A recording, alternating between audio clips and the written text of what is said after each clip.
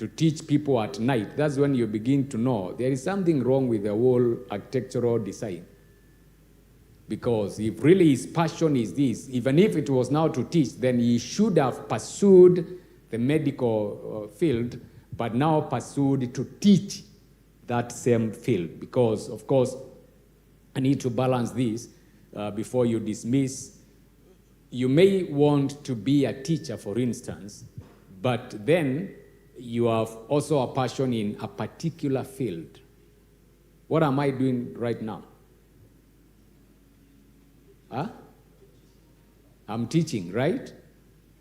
But I'm not teaching biology, right? I'm teaching you things relating to the Bible. So there is no, when we are talking about now the calling to be a teacher, there is no difference between me and Degwa. We are teachers. The difference is in what we are teaching.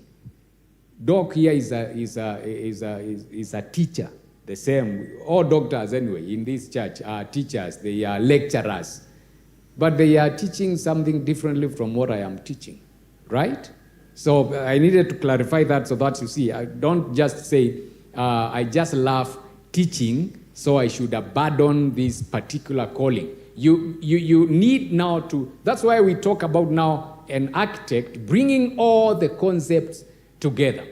Some of you may not have worked with an architect, but one of the hardest parts, and now having been involved in a number of projects from my own to several churches where I was involved, the frustration of many architects is when they ask the owner, what do you want?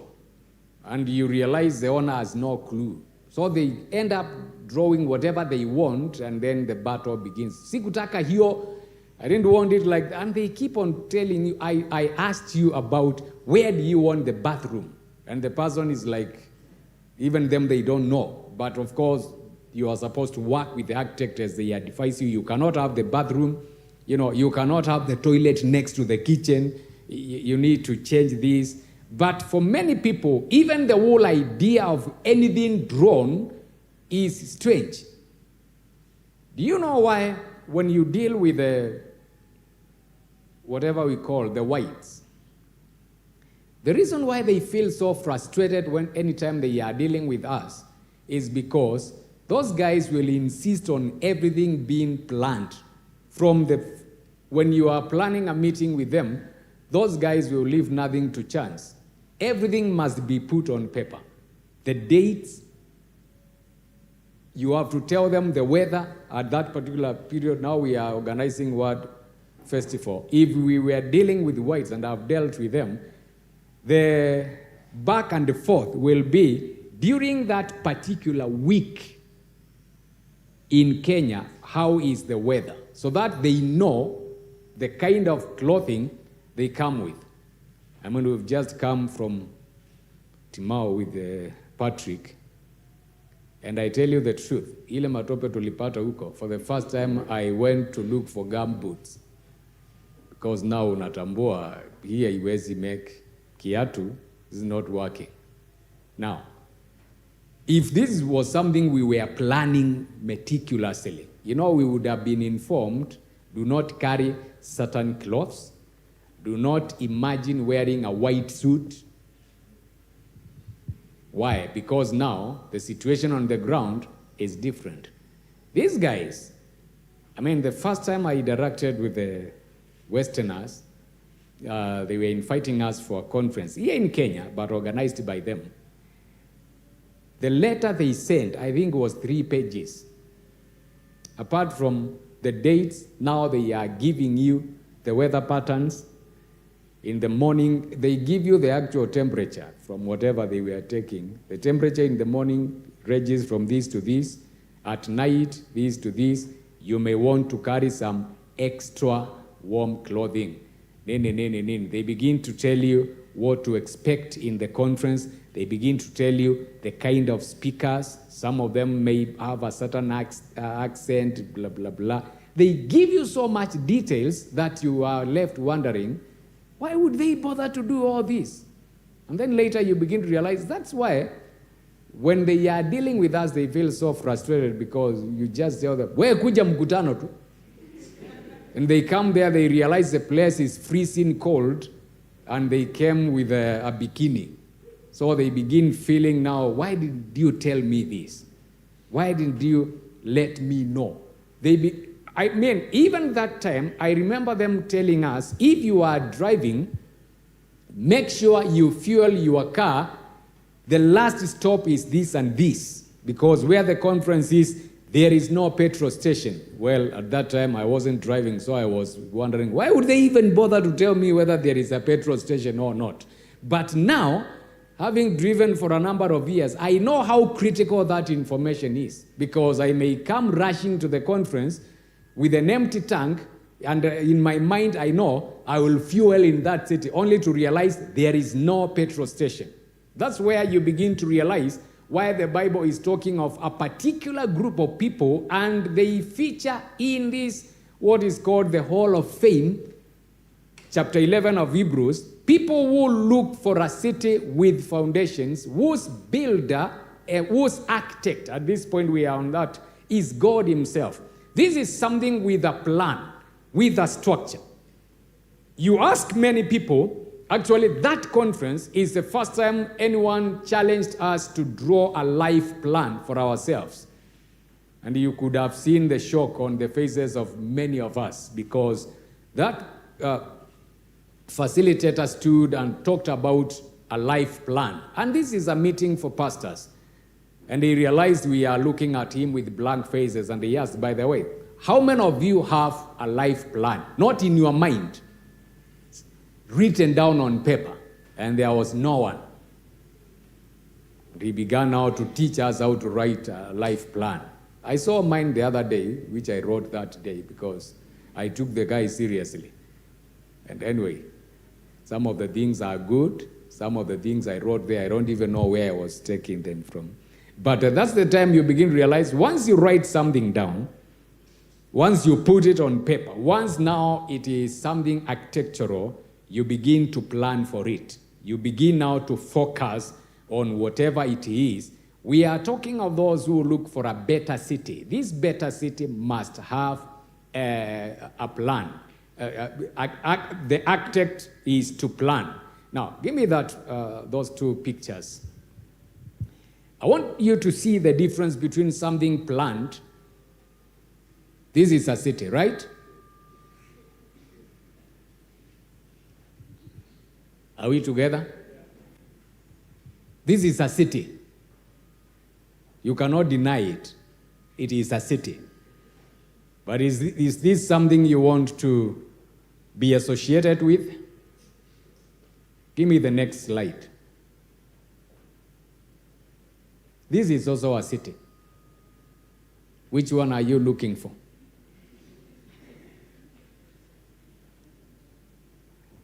Which one are you looking for? So what makes this one different? By the way, this is a real city. This is Palm City in Dubai. But do you know why it looks like that? I mean, it looks exactly like a palm because it was designed. Someone drew a palm and then put houses in it, and then they went out into the sea and actually constructed that. Dubai should pay me for selling the idea to you. Now you can go for holiday there. The whole idea was every house should have a beach front. That's what they were trying. So, hizi unaona ni manyumba back to back, so that every house you walk out, there is a beach. The other neighbor, they walk out, there is a beach on the other side. But to get that, you need to draw. You need to plan. It has to be something deliberate. Go back to the other one. Now, the other one is what we have here in Kenya. How many want to go for holiday here? So why are we having a problem here? Because house number one, which you don't even know, whatever was house number one, is no longer house number one. Someone else came and built, before them. And there are no roads because no one designed a road there. There are no toilets because the one originally who was building did not have that idea. And so you end up with something that looks congested, something that looks confused, something that is impossible to clean. I mean, you get a fire here, you cannot get the fire truck inside that city, yet there are people who are living there. You cannot even drive your car inside there because no one planned for a road. Someone built a house here, the neighbor built their house facing the other direction. So no one thought that we would need, a way to get traffic from one end to the other.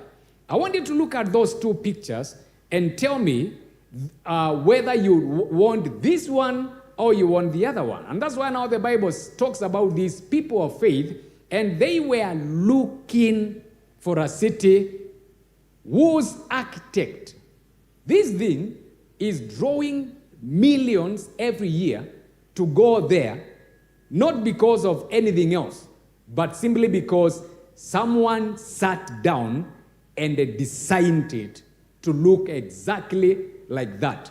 Of course, there is nowhere on earth where naturally you would find land looking like a palm tree. That is impossible. This is something created right in the middle of the sea.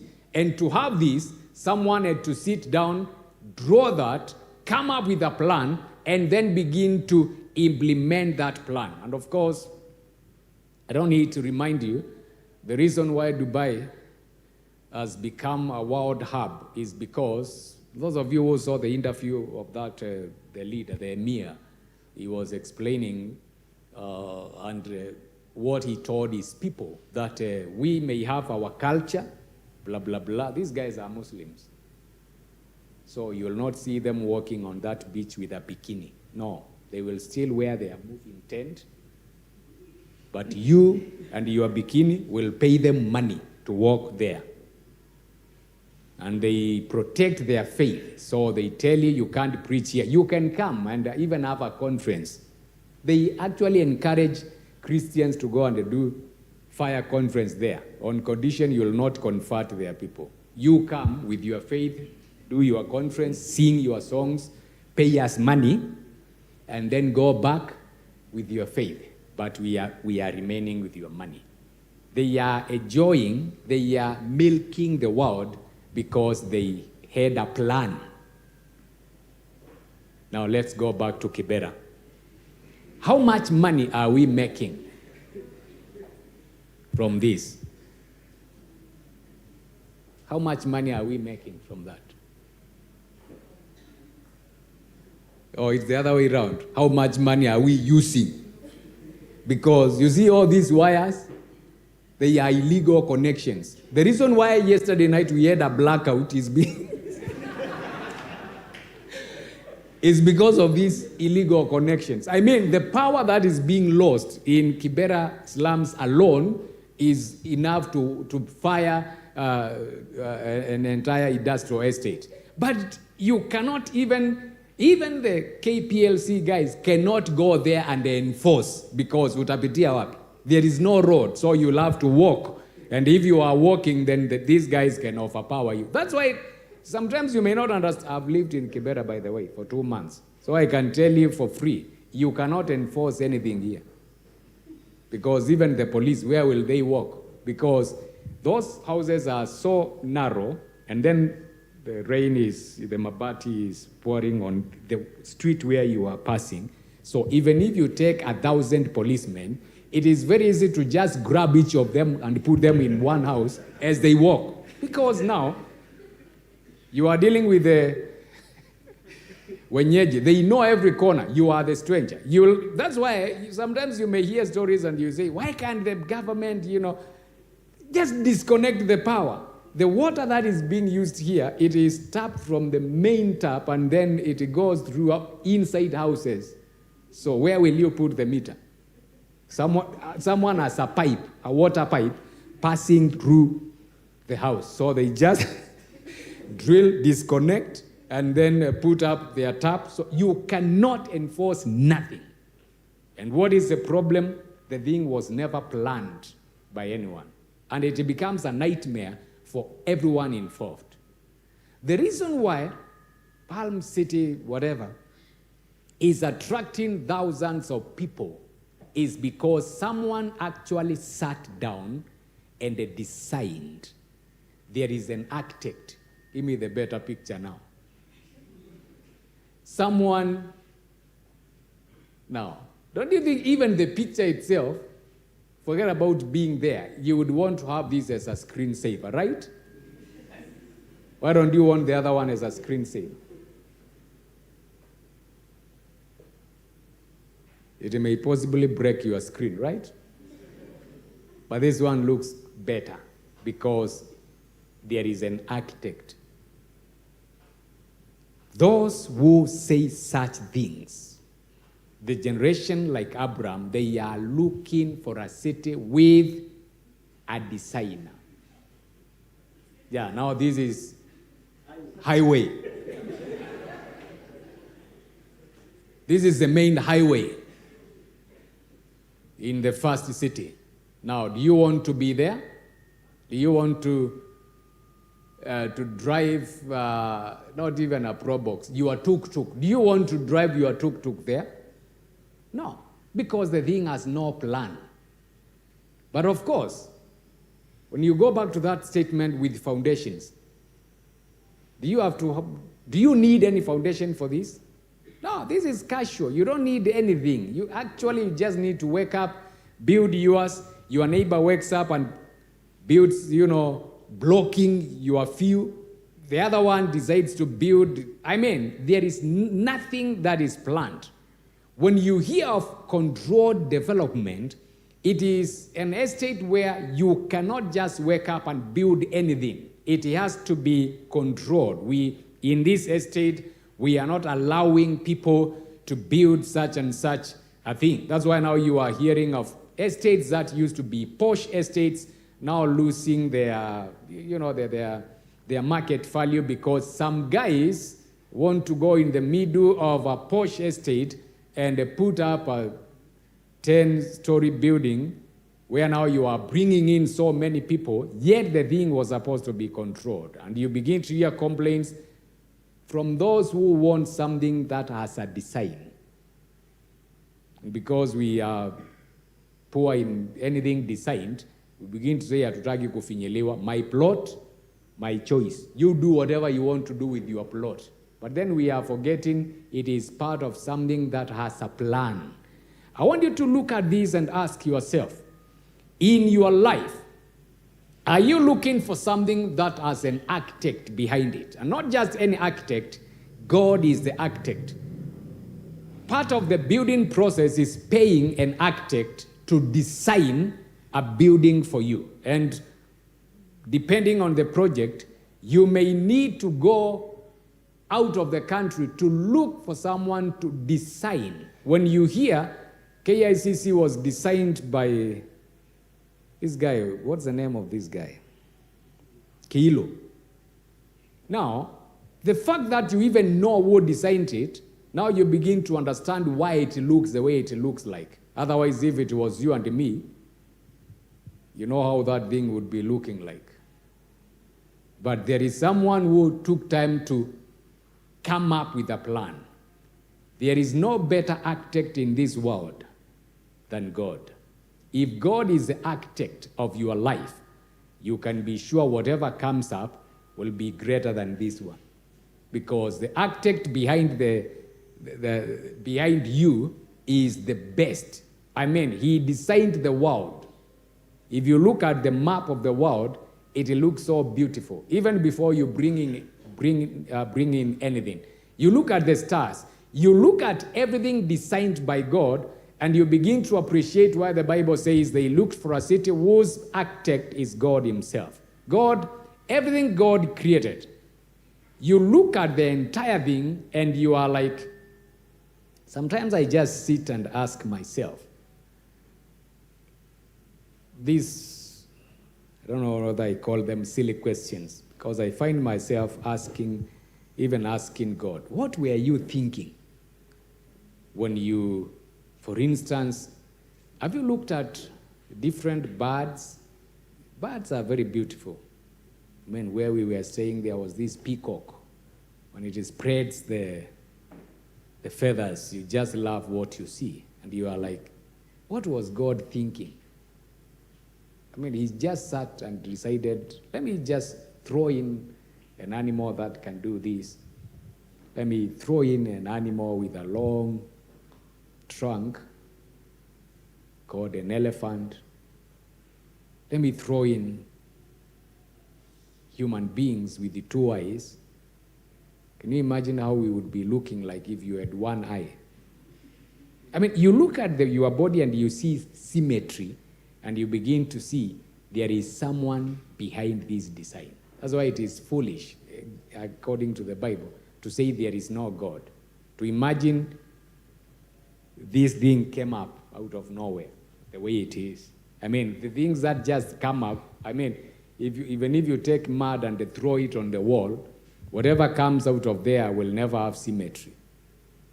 So when you tell me human beings came out of nothing, out of a monkey and do what, and the monkeys are no longer changing, then you must be the greatest fool alive. There must be a power, there must be a brain behind this earth, the creation.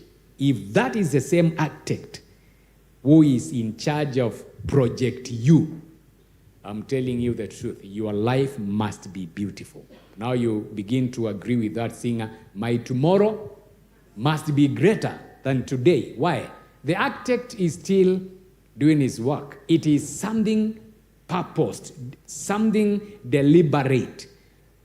Now you take that and transfer it to your life, the relationships you are looking for, the career you are looking for, the kind of life you are looking for. It must have an architect. Number 2, he's also talking about builder. Plans are good, but then they must now be transferred into a reality. When you look at that story, he is talking of having not just an architect, but also a builder. And the Bible here says that builder is God. The work of the builder is now to construct, to bring into reality the plan of the architect. That's why these are 2 different guys. The guys who design, the architect, is not the engineer who builds. Now, the engineer takes the plans and now translates them into something real, the real building. Now, the builder here is God. When you are talking of a builder, you are talking of someone who is skillful, someone who is doing something meaningful. When you are talking of casual laborers, you are saying they are just, of course, what is a building? It is materials brought together, right? You have steel bars, blocks, you have cement, you have all these crazy stuff brought together in a certain pattern, and now you can get a building.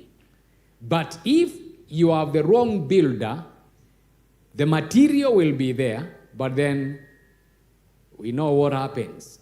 The thing comes down even before El Nino starts. You know how many buildings have already collapsed? And we are still deciding whether this is El Nino or not. We are still not even decided, but buildings have begun coming down. Why? The builder. The plan was good, the architect was there, but the builder.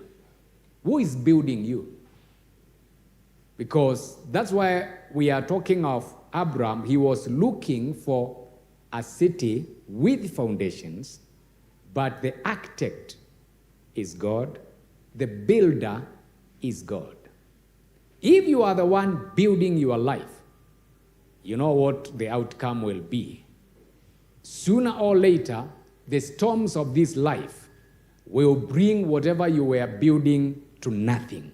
And that is something we cannot overemphasize. People have spent years and money and everything building a life, building a reputation, or rather now cutting an image of this big life. But when the real shaking comes, because in the real world, it is not just putting some metal and stone together, it must be built with a certain skill by someone who knows what they are doing. But we have seen people who have spent an entire lifetime building a reputation. Look at, was it 2020? 2020, 2021. So many CEOs and the other great leaders fell because of sexual scandals. Some of them not at that particular time, but earlier in life. You remember the case of Bill Cosby, someone who has entertained us for years. I mean, some of you may not know Bill Cosby because you came up later when he was no longer a big name. But there was even a show on, is it KBS, KBC, KTN, the Bill Cosby show. Here in Kenya, forget about there. We had tapes, DVDs of Bill Cosby in different aspects because he had so many other things. Kids say the damnedest things. Some of you don't even know what I'm talking about. That guy would bring kids and just ask them questions. And you know the way kids will answer. And it was so entertaining. But he was brought down. Whatever he had built, that image he had built was lost. Right in our day, a few just weeks ago, you remember, I don't want to mention names, the guys who have begun to lose sponsorship from big companies. They begin to say, we withdraw our sponsorship. You are no longer our brand ambassador. You know, that is happening in Kenya even now. You were the brand ambassador of this company. They were paying you. You come up with this, you post this, you have this on your Facebook, or you get involved in a scandal and they withdraw the sponsorship and dissociate with you. And your financial empire comes crumbling down because, yes, it was something that was built, but who was the builder? If the media is the one building you, you know the media can build you today and destroy you tomorrow. If it is men who have built you, tomorrow men can destroy you. If it is lies that you have used to cement whatever you are building, that thing is going to come down sooner or later. People are paying a high price for shoddy workmanship, let me call it that. They thought they can build this bigger-than-life picture on what the Bible, or rather now from our interpretation of the Bible, we call quicksand, something without foundations, something based on a lie, something based on pretense, based on conning people, based on manipulation. In the real world, shakings will be there. Everything, Paul says, everything that has been built is going to be tested. So forget about this lie that people convince themselves. I just need to convince this guy. I just need to convince this lady. I am a good person. I am rich. Akishaingia box ni hivyo. Let me tell you, watch a box, aingie kwa banka, ile underground. When the shaking will begin, that thing is going to crumble.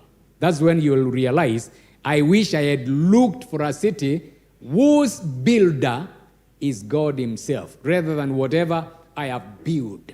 Because many of the celebrity life here in Kenya, it is something built on lies, manipulation, things that don't exist. And when the real life begins to shake you, because it will shake you, all that comes crumbling down. And whatever, the irony is this. Someone was saying, I feel ashamed because of coming out in reality and saying I am not able to afford this and this at this particular time. So let me fake it. When the thing crumbles down, you will realize that shame you were avoiding, you are back to it now. And now, already you have an image.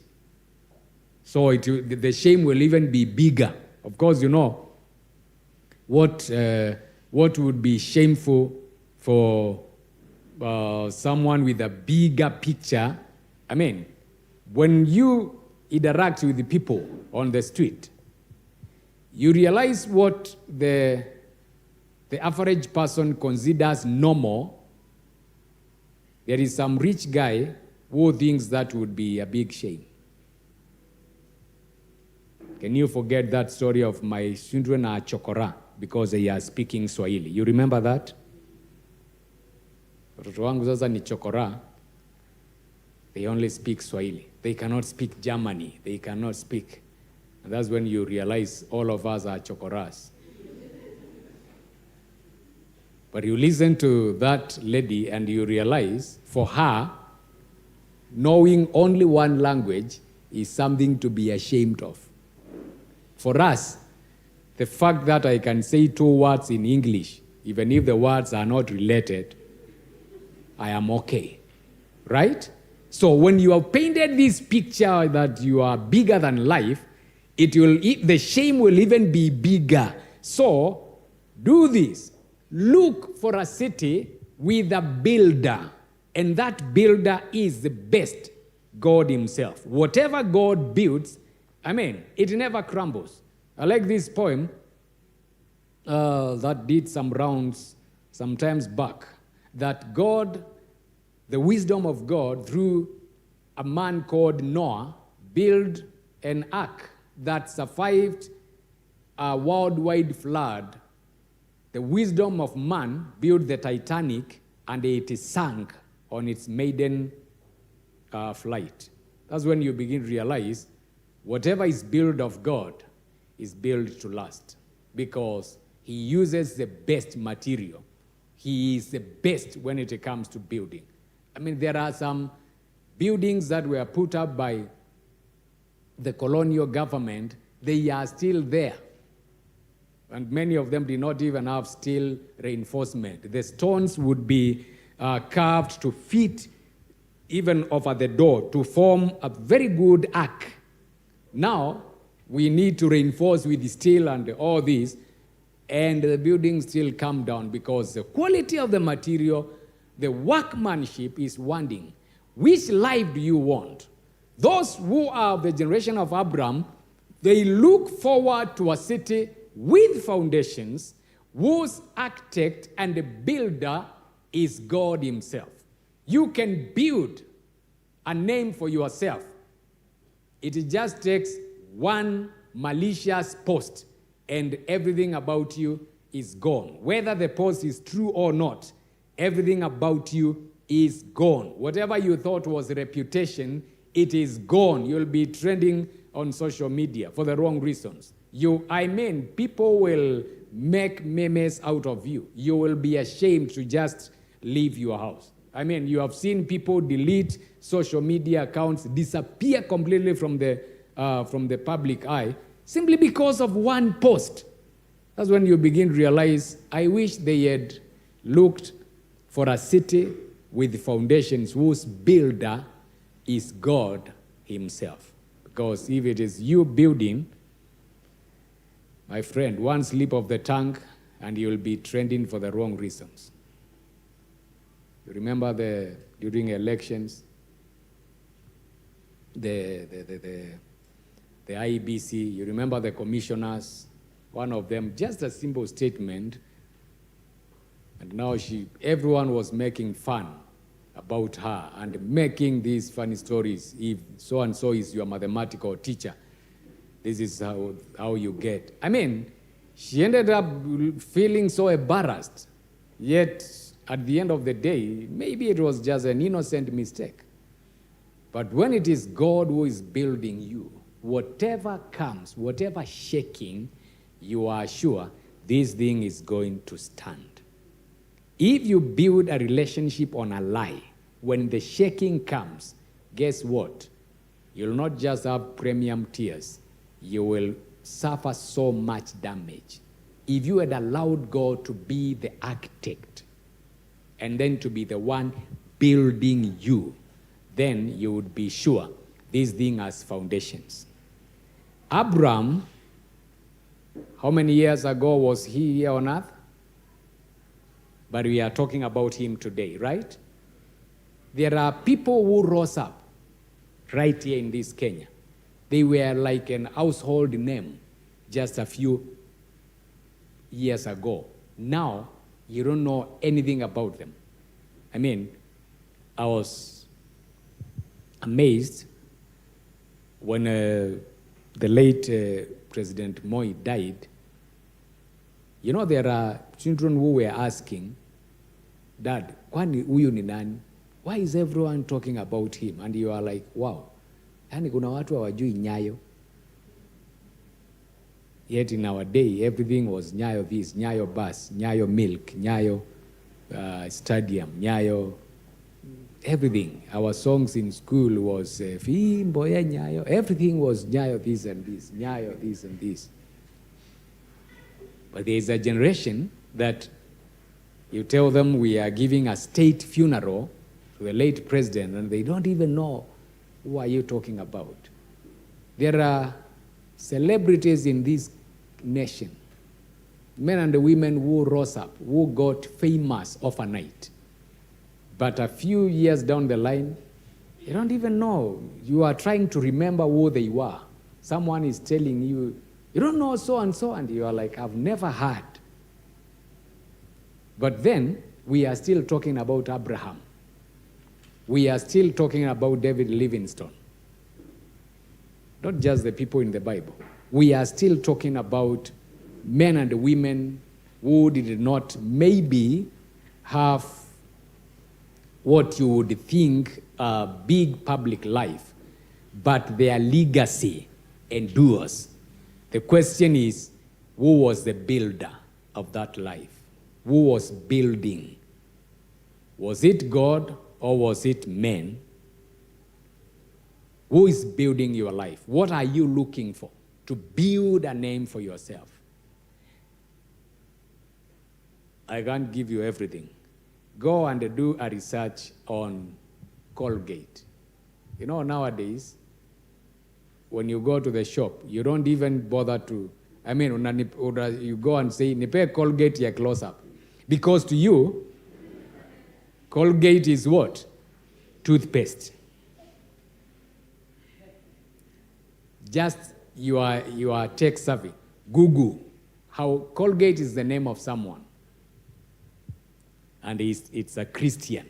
That's what makes me interested in the story. You'll be surprised at how Colgate came to be what it is today.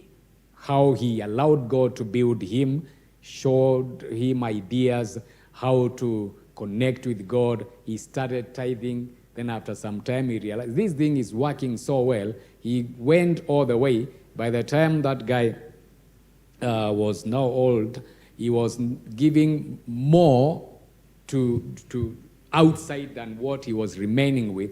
But his legacy endures. He linked up with another guy who was making some cosmetic, and that's where Colgate Palmolive PLC was born. Sasa wewe na ujuaji yako yote, you form a company. Even within 1 month, it's no longer there. You know, in Kenya, it's very easy. You just look at your first name and the name of your partner, and you have a company, Charles Naomi Chano, International.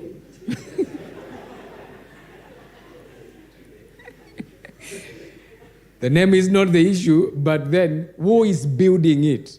And how are you building? That's where we'll pick from next Sunday now, the how to build, how God builds, because we have seen he is an architect, we have seen he is a builder.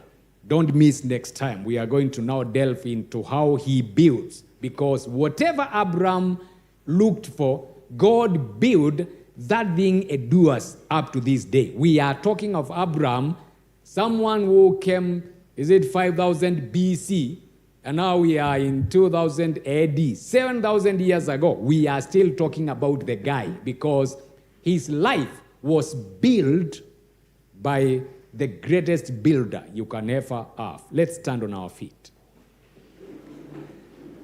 I don't know what you have been looking for. I don't know what you are even engaged in right now, what you are trying to draw, to plan, to build. I challenge you to be like Abraham, to look for a city with foundations, whose maker, the designer, and builder is God himself, and you'll never regret. No one allowed God to plan their life and build their life and regret it. Of course, I'll show you from next time how that building is not easy and things like that. It has its own costs. Of course, part of the reasons why sometimes building comes down because the quality of the material, the workmanship, we are not ready to pay a certain price, but we'll come back to that later. For the time being, I want you to ask God, or rather to come back to God and tell you, I want you to redesign my life, the relationships, the pursuits in my life, redesign them, build them. I don't want to build what is going to crack under pressure. Close your eyes, lift up your hands, begin